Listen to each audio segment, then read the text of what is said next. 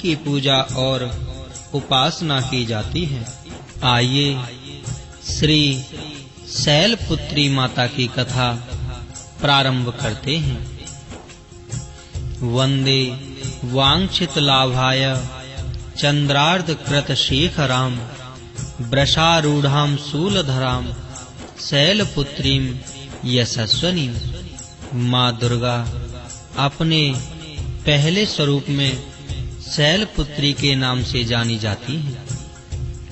पर्वतराज हिमालय के वहां पुत्री के रूप में उत्पन्न होने के कारण इनका यह शैलपुत्री नाम पड़ा था।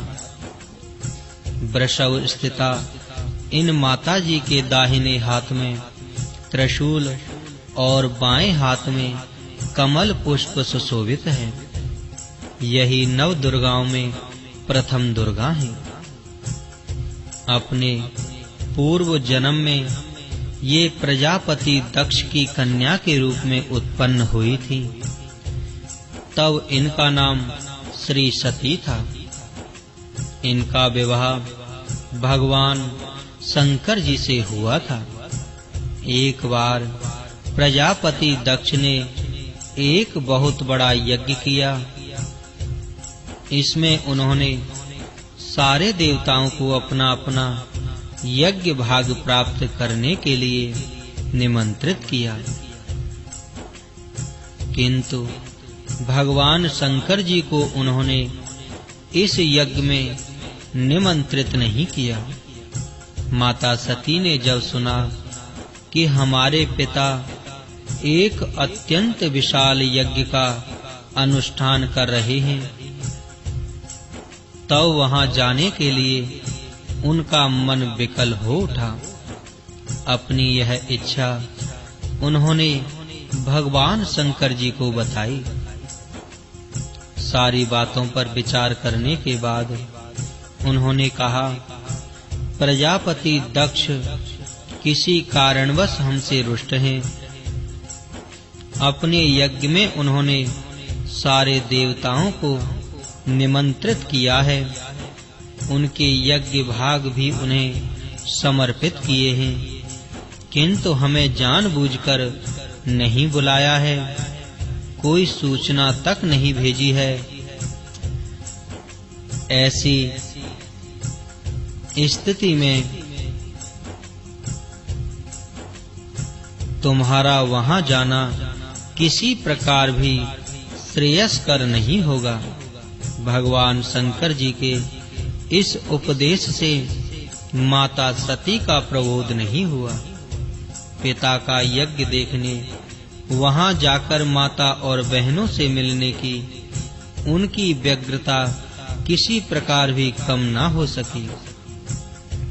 उनका प्रबल आग्रह देखकर भगवान शंकर जी ने उन्हें वहां जाने की अनुमति दे दी। माता सती ने पिता के घर पहुंचकर देखा कि कोई भी उनसे आदर और प्रेम के साथ बातचीत नहीं कर रहा है। सारे लोग मुंह फेरे हुए हैं। केवल उनकी माता ने स्नेह से गले लगाया। बहनों की बातों में व्यंग और उपहास के भाव भरे हुए थे। परिजनों के इस व्यवहार से उनके मन को बहुत क्लेश पहुंचा। उन्होंने यह भी देखा कि वहां चतुर्दिक भगवान श्री शंकर जी के प्रति तिरस्कार का भाव भरा हुआ है। दक्ष ने उनके प्रति कुछ अपमानजनक वचन भी कहे। यह सब देखकर माता सती का हृदय क्षोभ, ग्लानि और क्रोध से संतप्त हो उठा। उन्होंने सोचा, भगवान श्री शंकर जी की न मान यहाँ आकर मैंने बहुत बड़ी गलती की है। वह अपने पति त्रोहन भगवान श्री शंकर जी के इस अपमान को सह न सकी। उन्होंने अपने उस रूप को तत्क्षण वहीं योग अग्नि द्वारा जलाकर भस्म कर दिया।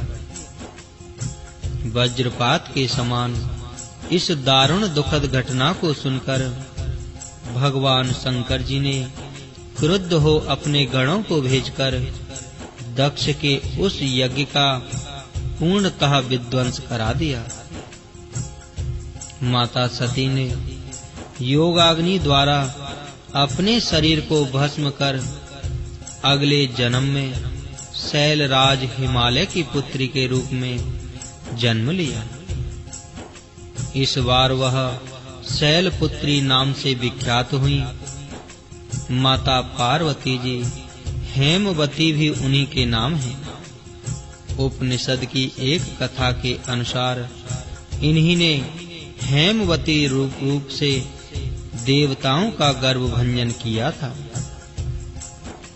शैलपुत्री देवी का विवाह भी भगवान श्री शंकर जी से हुआ।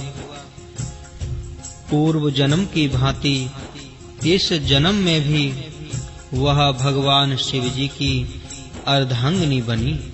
इस प्रथम दिन की उपासना में योगी अपने मन को मूलाधार चक्र में स्थित करते हैं। यहीं से उनकी योग साधना का प्रारंभ